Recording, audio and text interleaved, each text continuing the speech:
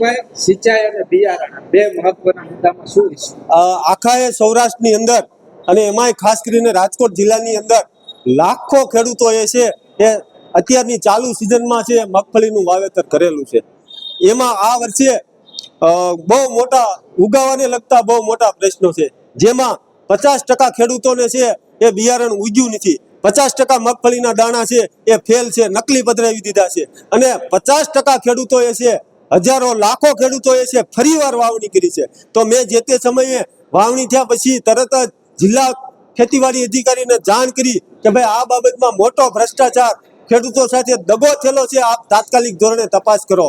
મેં જિલ્લા વિકાસ અધિકારી સાહેબને પણ આ બાબતની જાણ કરી. ખેતીવાડી અધિકારીને રૂબરૂ જઈને કીધું કે બોમ્બે સુપર સીડ્સ કુવાડવા અને જુનાગઢની એગ્રો સીડ્સ કંપની અને જેતપુરની કંપની, 3 કંપની સામે નામજોગ ફરિયાદ કરેલી છે કે આ લોકો સામે કડકમાં કડક કાર્યવાહી કરવામાં આવે.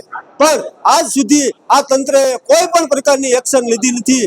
અને એ મિલી ભગત હોય કે એને ન કરવું હોય અને ખેડૂતો છે એ પીડાઈ રહ્યા છે. તો મારે આપના માધ્યમથી એ કહેવું છે કે ખેડૂતો છે એ પીડાઈ રહ્યા છે.